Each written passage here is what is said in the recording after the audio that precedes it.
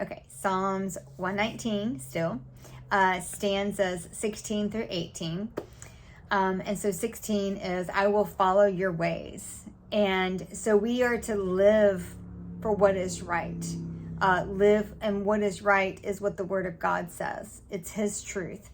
And so we should yearn for more and to feel His love in our life, and to want more understanding of His Word and what it's saying, and have more revelation to His Word.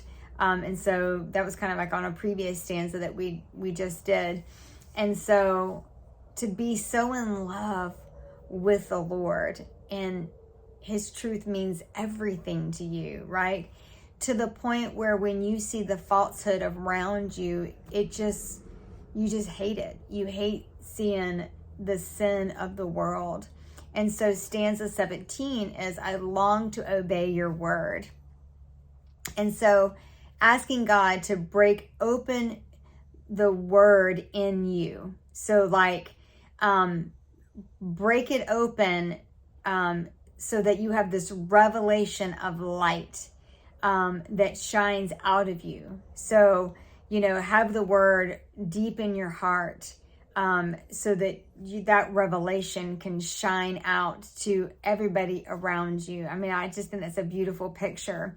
And so we've got to open our hearts to the Lord, open our hearts to what the Word of God says, and to hunger and thirst for the Word of God every single day. Like, it needs to be your food, your water, like it should be everything to you, is to really be in the Word. And the path that He has you on is what's full of all of His promises for you. And so you need to be on the right path that the Lord has for you so that you can receive the promises that He has for you. I know for me, He's given me visions of things for me, and visions of the future for my children, and what that all looks like. And I'm excited about the future. I'm excited about the promises that He has for them and for me. And so I can't wait to see them all unfold.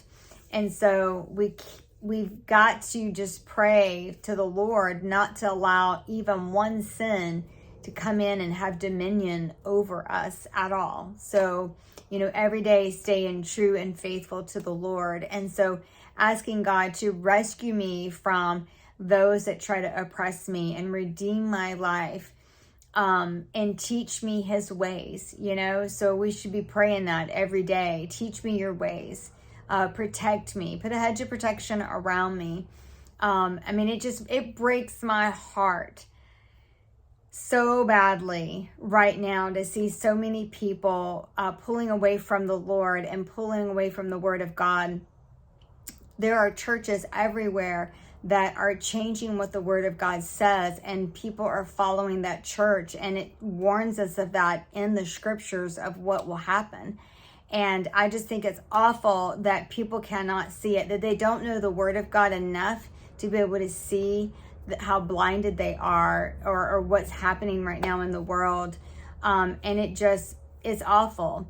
And even my children, have gone astray because a couple of them, because they don't know the Word of God enough. It's not in their heart enough. So they're being led astray by all the other stuff in the world and what other people are telling them, because it's not foundational. It's not what the Word of God says. And so we have to go back to that. And so stanza 18 is, His word is true, because it is true. His verdict is fair. His motive is pure. He is faithful and true.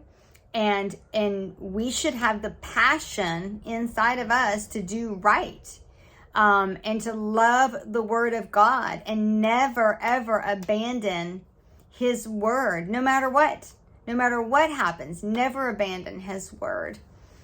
Even in times of trouble, or when we feel overwhelmed, we should never abandon His word. And we should cherish His word in our hearts every single day, because His truth is eternal. It has not changed. It is the same today as it was yesterday and tomorrow. The Word of God is true. And we have that. And we have to believe that the Word of God is God breathed, and it was written over the course of 1,500 years, and there's 66 books in the Bible, and you got all these different people that wrote it, but God is the author of the whole thing. He breathed life into the whole thing, and we have to hold on to that truth and know that in our heart, that what we read is truth, and it is the way to go. Is the way, the truth, and the life. And what these other churches are saying and letting people think that, oh, that's not what the Word of God really said. If you read it for yourself, there's no way for you to believe what they're saying if you're reading it for yourself, because the Word of God is so super clear from beginning to end. And so I encourage you to start reading the Bible from beginning to end, and you will have the revelation of truth in your life.